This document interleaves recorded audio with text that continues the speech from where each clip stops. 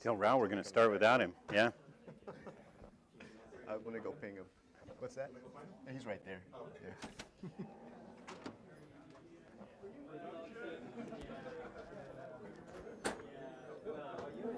We actually read so Coming in to do the introduction or? No, first. Oh, sure. Yes.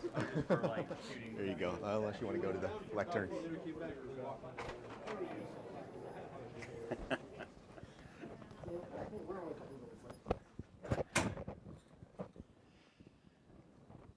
Hey, everybody.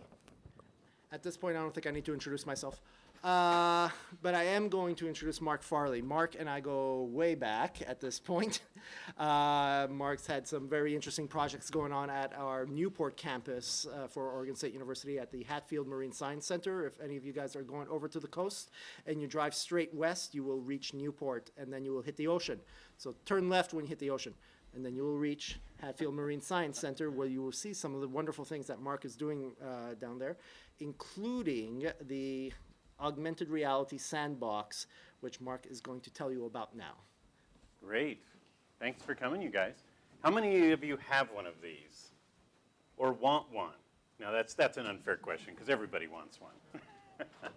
So we're working on one. It's not totally augmented reality yet, okay. But we did start a sandbox. Great. And we have people engaged. Well, hopefully give you a little bit of a tour of our agony and success and see if you want to go there. As I get to the last slide, we'll kind of really talk about what people are learning out of this thing and how they're using it and what we're doing with it. I've got a lot of nuts and bolts here, which I'm going to kind of plow through pretty fast because making stuff is something you're all familiar with. Part of this project is sitting underneath a big NSF research project that we have going on in the Visitor Center at Hatfield, and it's called the Cyberlab. And it's actually to take all that exhibit space and that family learning space and instrument it for observation.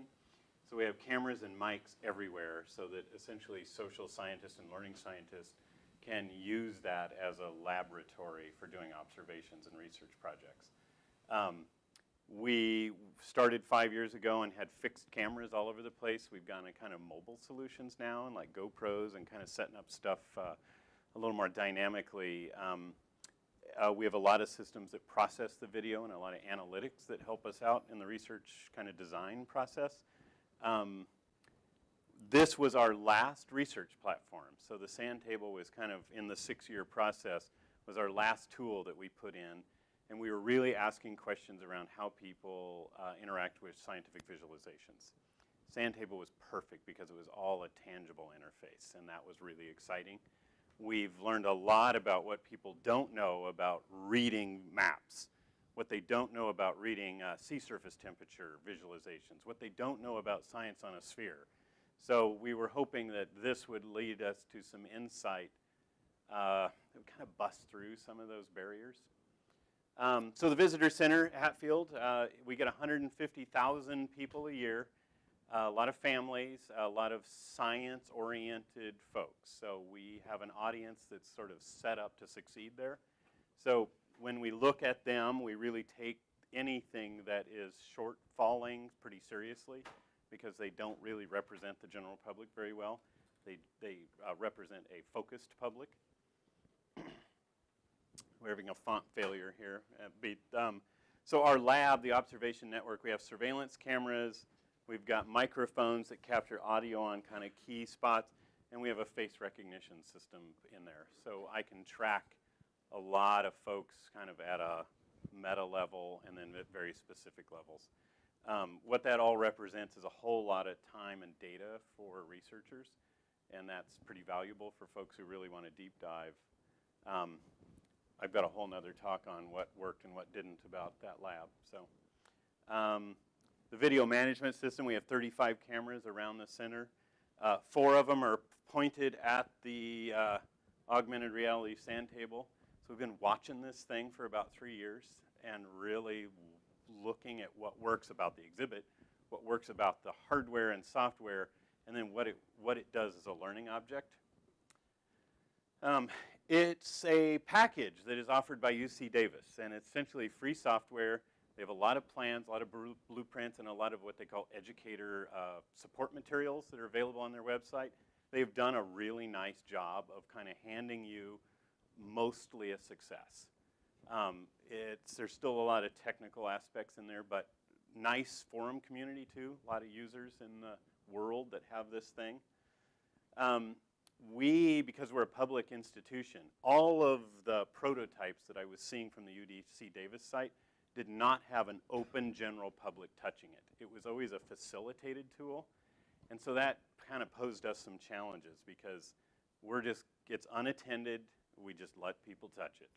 So we have always learned that prototyping, no matter how much we think we know, is super critical in this operation. So we spent about 3 months prototyping this device. And it involved kludging stuff together from all over the facility, tripods, bicycle parts, old pieces of projector materials, aquaculture tanks that we drug out from out back to put the sand in, because we also didn't know a lot about the height. We couldn't have people or 10-year-old boys like doing high fives and smacking the projector. So how high can you get the thing up? How good does the image look? How far does the IR sensor have to be in or out of this thing? And will it survive the public? We even prototyped the box so that we could really understand how high things needed to be. It's one of the biggest challenges around family-friendly exhibits is often the littlest ones don't get to play at all. And if we accommodate the littlest ones, the biggest ones don't get to play.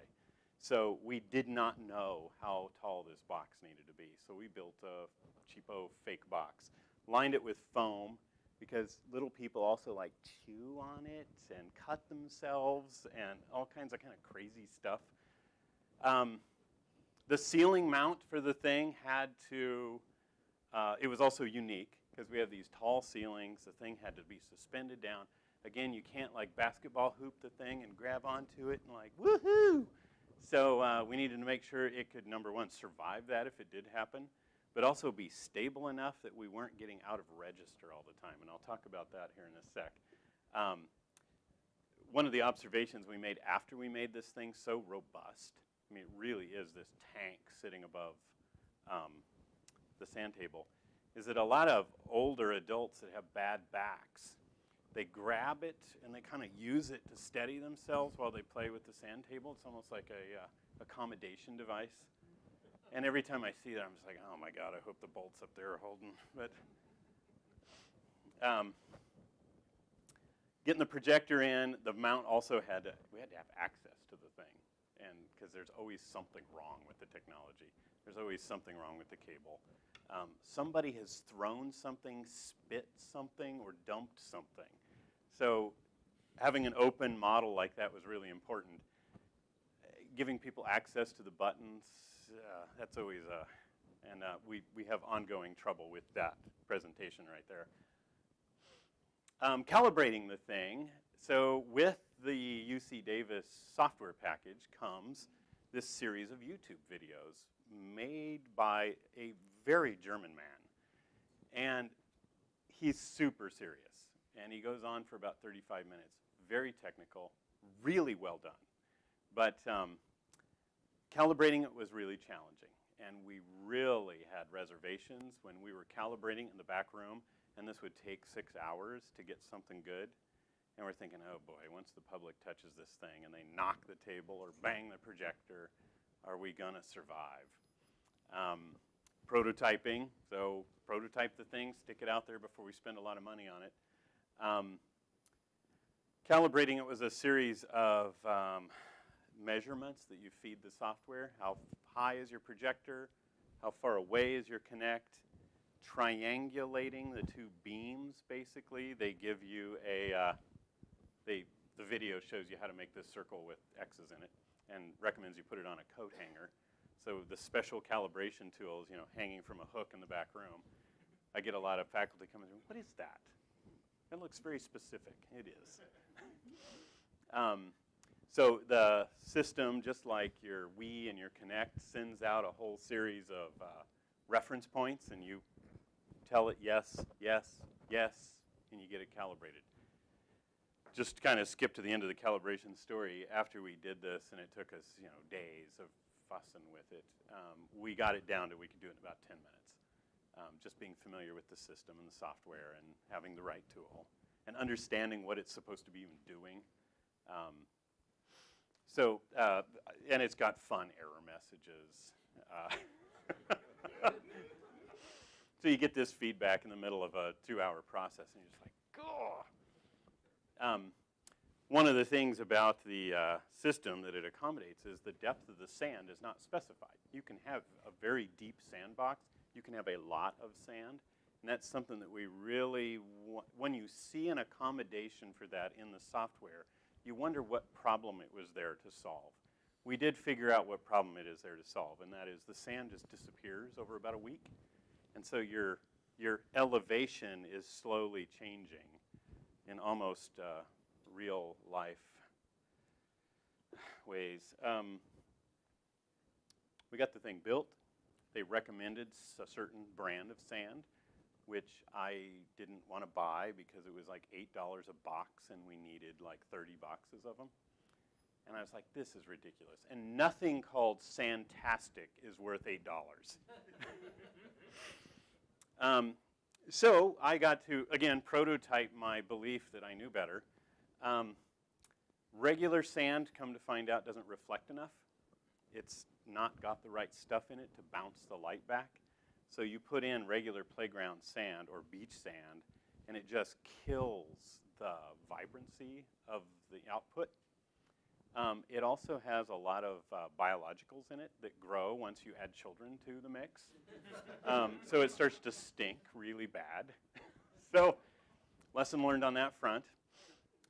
Magnetic sand. Wow, wouldn't that be great? I can't believe the documentation didn't recommend that. In fact, they don't recommend it. I didn't believe them, and they were right. It's not good. It's creepy. And again, when you add children to the mix, something chemically happens, and it gets gummy and starts sticking to everybody. It also holds its form really specifically, so it doesn't create natural landforms where everything needs to be able to slide properly. So that was a minor investment that only... In other words, it doesn't flow. It doesn't flow right. So you create these landscapes that look like alien landscapes rather than natural landscapes. The drain button. So there is a piece of hardware associated with it that is required, and that is the drain. So one of the parts of the software is you create all this lovely landscape. The topography is mapped on it. You do an open hand gesture over it, and it rains. And that is so cool that everybody wants to do it all day long.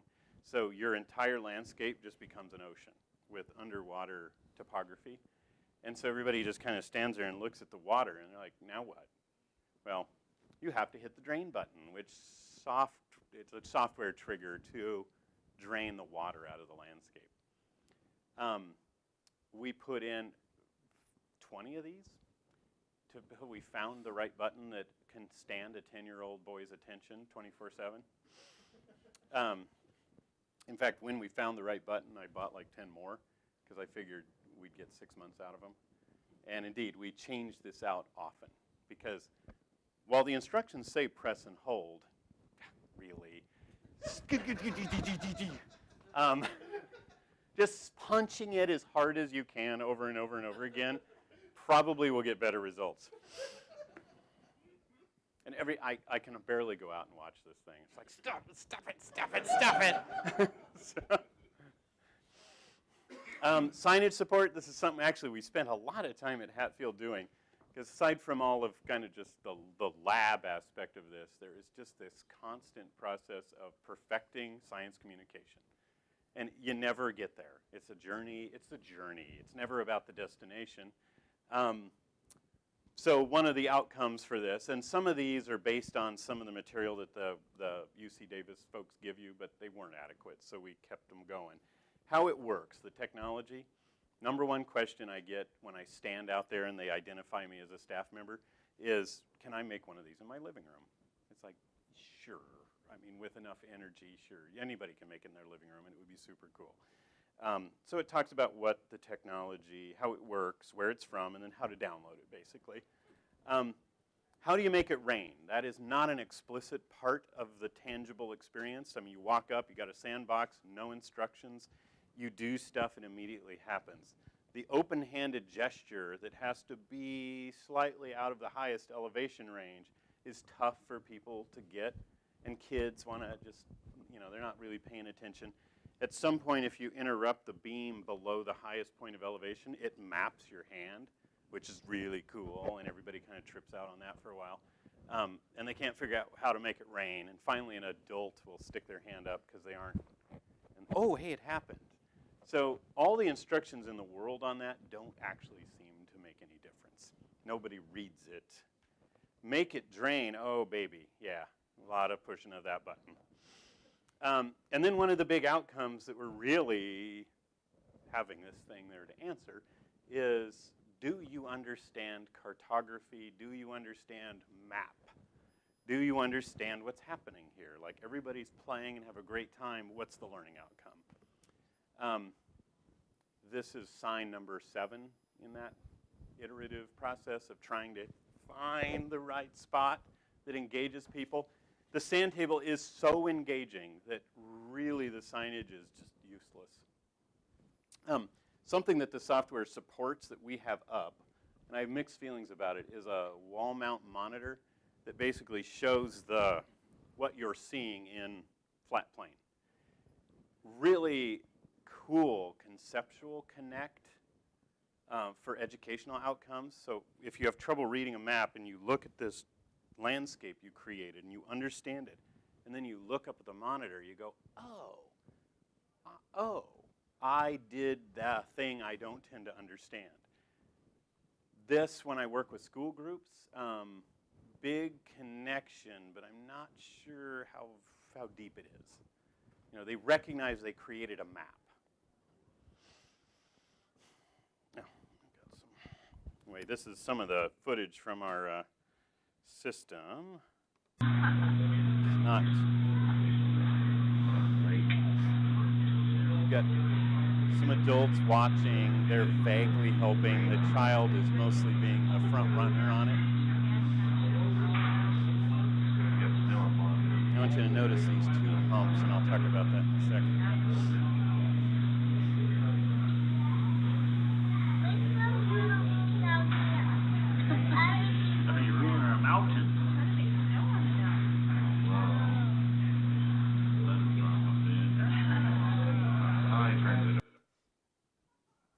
Anyway, I have 7,000 hours of interactions that range from super uninteresting to super interesting.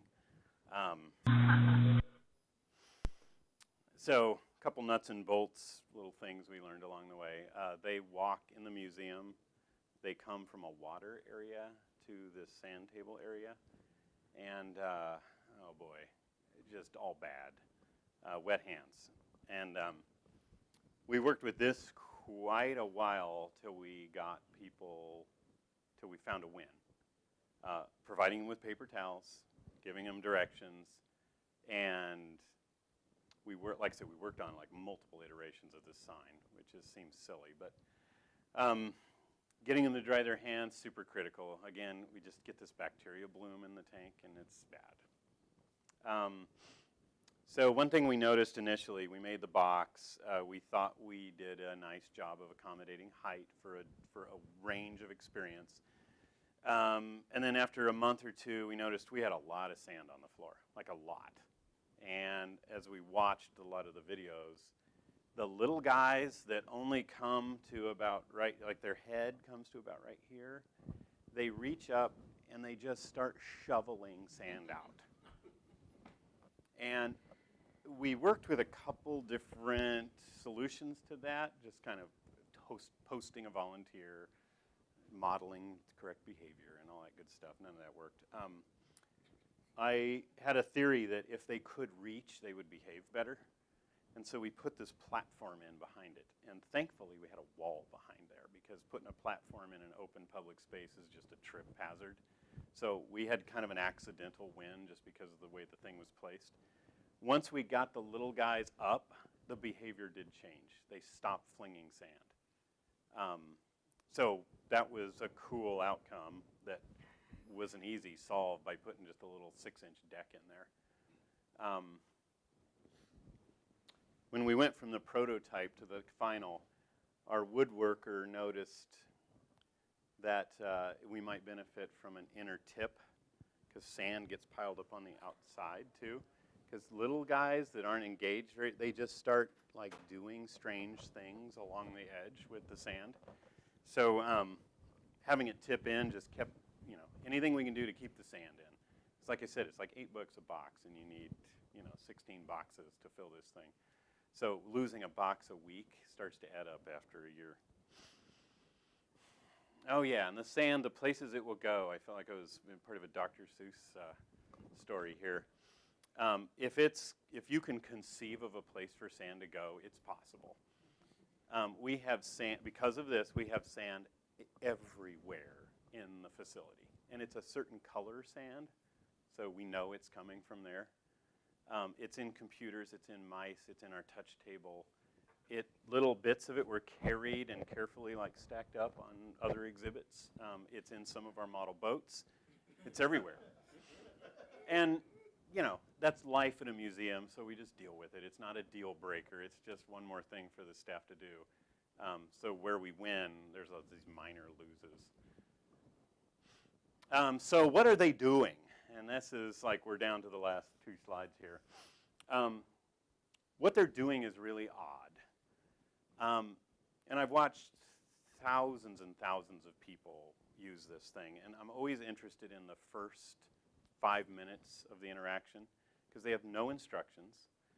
There may or may not be other people around. What they all do is they realize what it does. They've all seen it on YouTube. That's one thing we note is, oh, I saw one of these on the internet. It's super cool. They immediately know that they get to touch it, which is really unusual because I usually have to encourage people to touch things. I don't ever have to encourage them to touch this. Our touch tanks, our animals it's okay to push this button, it's okay to crank this crank. You usually have to invite them pretty loudly to do that, because a lot of people are like, oh, I'm not sure we're allowed to. This, they always engage immediately. And what they do is they scoop it up, and they make a mountain. In fact, it's always Mount Doom, by the way. It's just always Mount Doom. That's like 90% of what we're doing is Mount Doom. We scoop it up, and if there's other people there, they help scoop it up.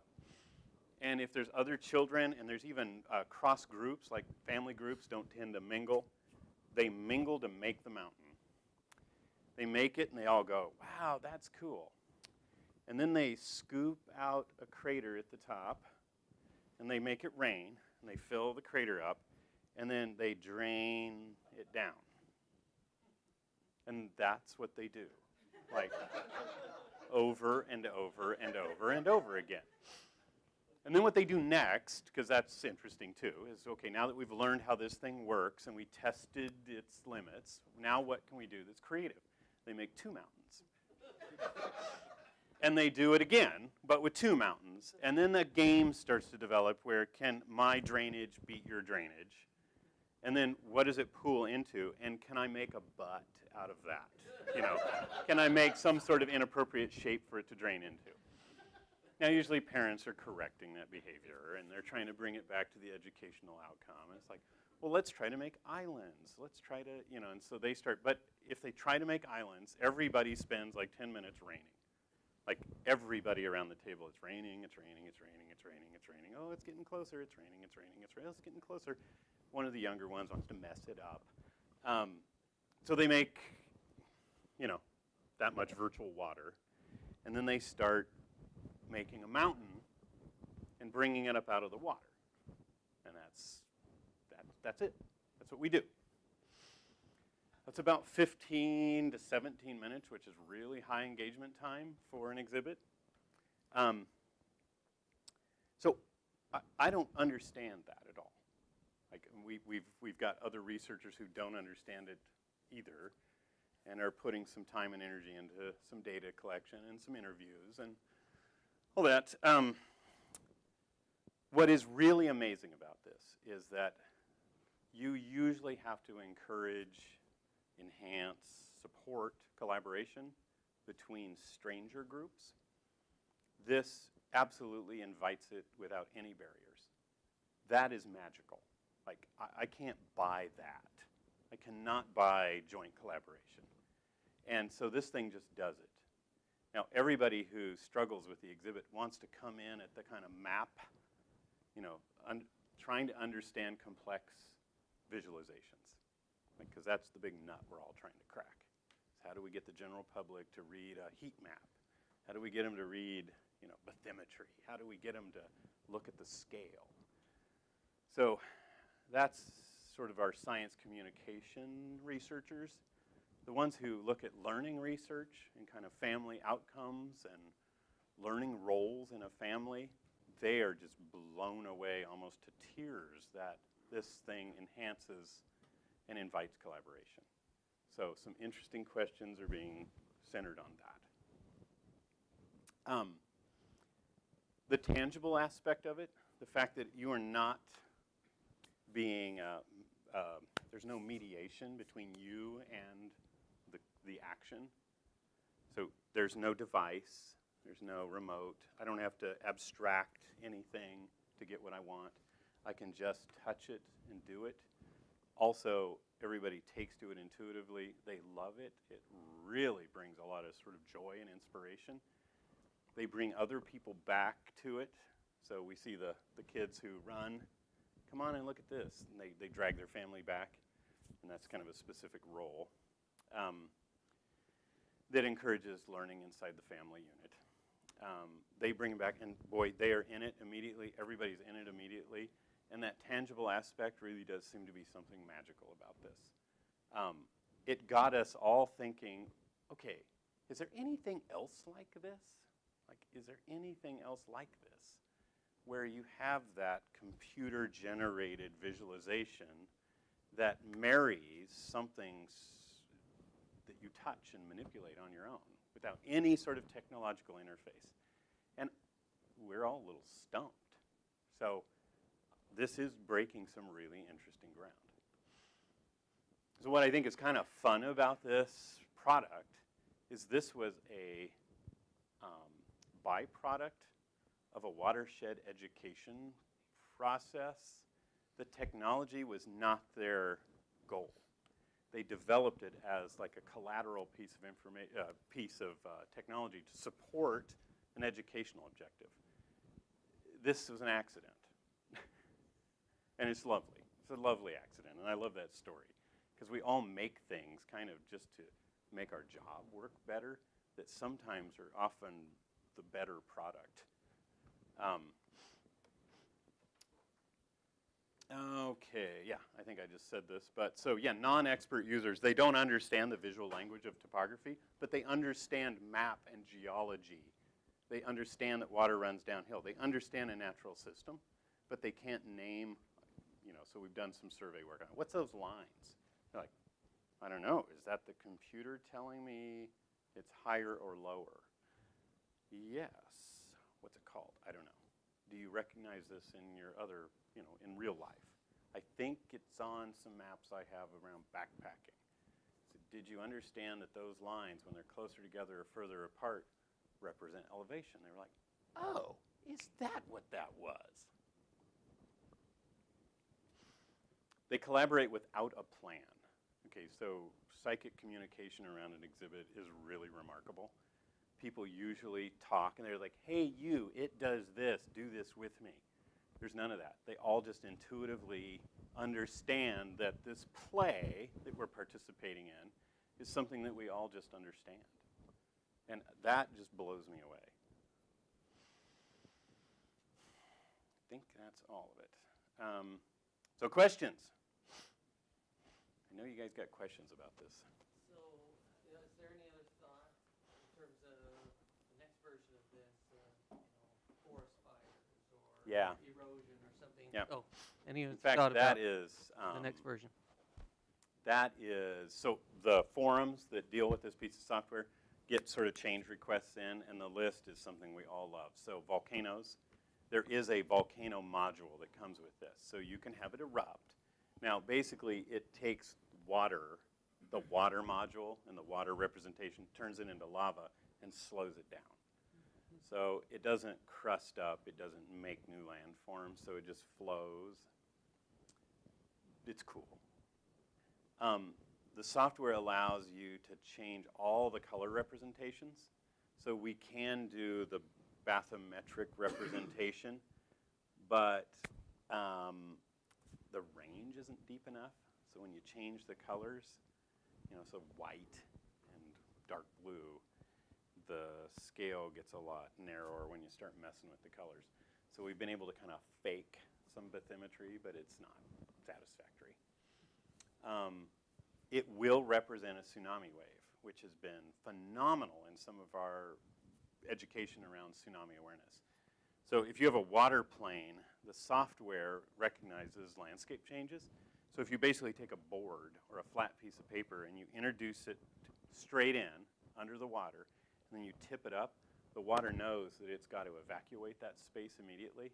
Software responds really fast, and it will create a wave, and it ripples, and it runs up onto the landscape and then runs back down. So we have little monopoly houses that we put up on the sand landforms. We challenge some of our more focused school groups to like, create Yaquina Bay. You know, where are you staying in your hotel? Let's put your hotel right there. Okay, now let's make a tsunami wave. Oh, bummer. So, but it works, and it works beautifully. Yeah, yeah, exactly. We support them a little more after that. But fires is a big request. Representing different kinds of vegetation is a big request. So they don't have any more funding. So they're out, they're done, their grant's all done. And like I said, this was a side benefit to their project. So user communities have taken it over, and there's a couple small funded projects out there that are doing their own versions of them. One of the big demands too is a stream, like having a water source that is constant. And basically you define where your water source is in the software, and it just flows. And then it flows out the other side, so you can create dams. And so it takes the place of those stream tables that were so dreadful that had all the little microplastics in it, which everyone loves, but they're just a frickin' mess. So little fiducials is something everybody has requested too, like things that will trigger certain visual effects. I will have to say that this runs hot.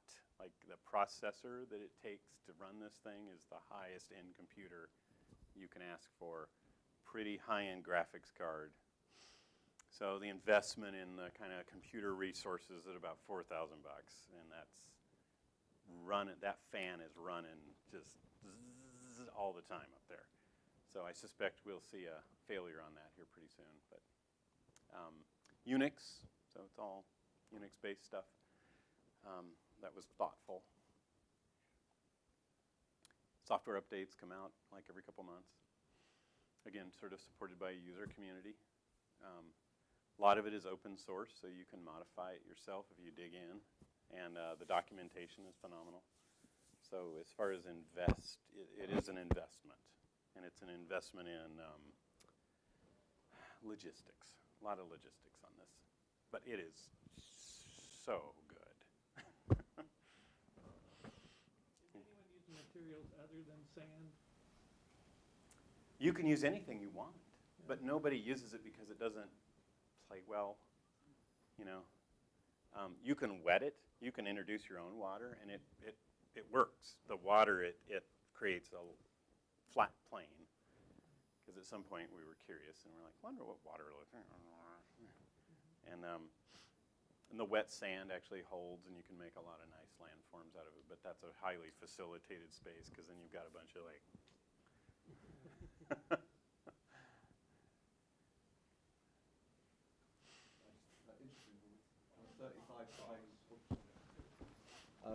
you mentioned you got 35 surveillance cameras, and is that in the whole centre? And then you got 4 on the sandpit itself. So how do you deal with issues of consent and privacy? Yeah. So this is my number one question in my other talk I give. So we have an IRB that basically covers that entire public space.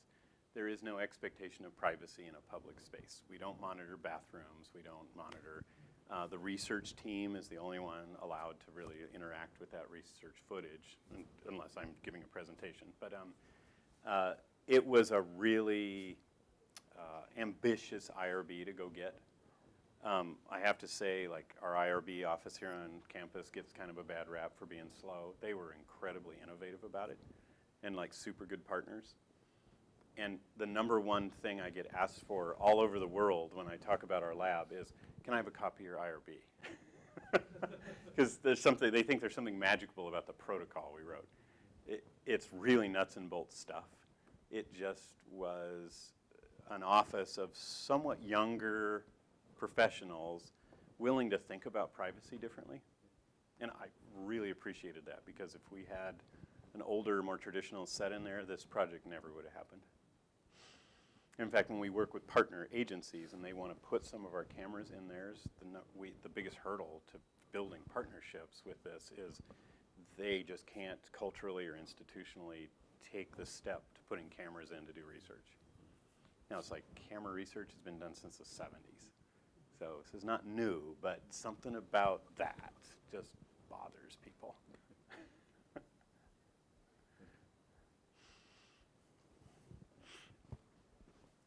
This is like the talking cube, is that what we got? Yeah. Yeah, good. So how does this, we saw this on the tour yesterday over in. Oh yeah, in Coes. Mm-hmm. Yeah. And so could you talk a little bit about how this translates into the classroom? Well, so they came over and looked at ours before they built theirs. Yeah. And they're like, tell us everything we're going to hate, is going to kill us. And so they've got a slightly different setup. It's facilitated, it's on wheels, it's got an arm, it's more mobile, and that's cool. Like, being able to really take it around to classrooms is great. For undergrad education, I think this is a phenomenal tool to help people visualize things that they struggle with. I mean, any sort of scientific abstraction, you got to have them touch it, and this is magical for that. So it's sort of the gateway to understanding a lot of scientific visualization and abstraction of 3D environments into 2D. Even the color modeling, to just go through the process of changing a color model is a big aha for a lot of folks. Because there's something about the rainbow spectrum, and we've done a lot of research on this, and our findings are that don't use that. Like, public audiences and sort of non-expert audiences can't read a rainbow spectrum because the median is yellow. And so yellow always visually reads as the hottest thing on the page. And so when you ask somebody, you show them a climate change sea surface temperature map, and you're like, where's the hottest thing in the ocean? They're like, the yellow part, because it's bright. It's like the sun. In fact, I've heard that dozens of times. It's like the sun. The sun is the hottest. It's like, okay, did you look at the scale? What's a scale? I think this thing over here. Can you take a look at that and then just take a minute, look at it, and answer the question again? And they're like, yellow. We worked with that Science on a Sphere, the globe. Have you guys seen that? It's, super cool, very attractive. We wanted to know what is the actual value of it. So NOAA paid us to figure that out. We were kind of a bummer because we kind of came back and told them their toy didn't work very well. But as an attractor and as a tool to let people know that the Earth is round, phenomenal. That down and up, oh, that's really interesting. Oh, that this sticks out more than that, super interesting. Oh, I didn't know that the ice took up so much of the planet, because when you see it flat, it looks really different. Like, excellent, excellent, excellent, excellent. And then you get this question. So I've got sea surface temperature gradients on there. And I get a lot of folks asking, okay, so if you drive, I'm just out of curiosity, if I drive a boat out into the ocean, can you park it right where the color changes? Like, what do you mean? They're like, well, that light blue and that dark blue. Can you then look on this side of the boat and it's light and that side of the boat is dark? Like, no, this is an abstraction of temperature. It's like, you get that, right? They're like, oh, yeah, okay, yeah, sorry. Well, so can you see the color? So when we take that rainbow spectrum and we turn it into hot, cold, blue, red, people get it. So that representation of color modeling has to match their life and how they experience things, because colors mean things. And so being able to change the color model on the topography makes some of those connections. And the guys over in the Gaze Lab are starting to discover that. And it's cool.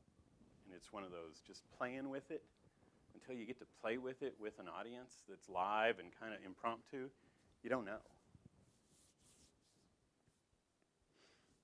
So I'm glad they have one. They don't lose as much sand as we do. They also don't get as many Band-Aids in theirs.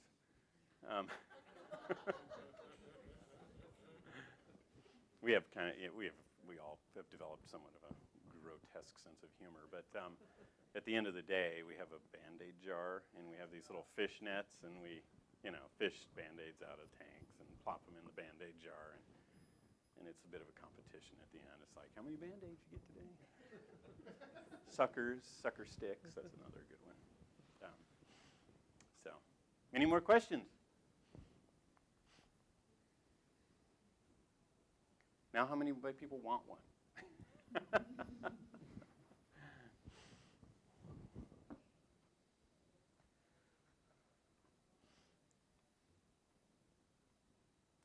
Yeah, that's the double mountain that comes after the single mountain. We've got some folks from Chicago Museum of Science and Industry that have a couple of these. They can't wire theirs up. They can't do research on theirs. So they're using our site to do their research, which is a really great way to collaborate. And so every couple weeks I'll get a call from them and say, can you tune this? Can you change it? Change it, set conditions differently, set a condition differently.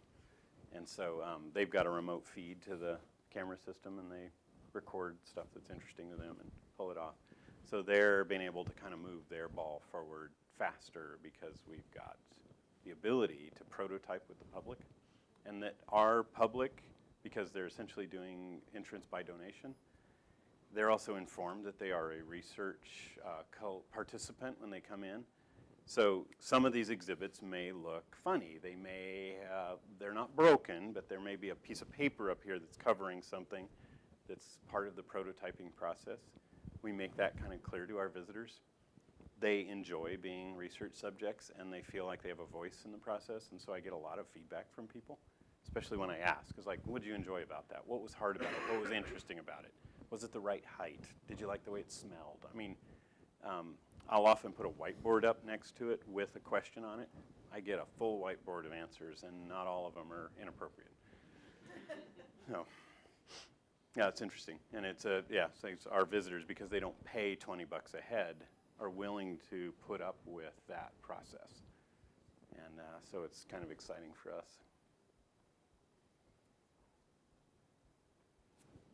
Anything else, you guys? Thank you, Mark. You're welcome. Thanks for coming.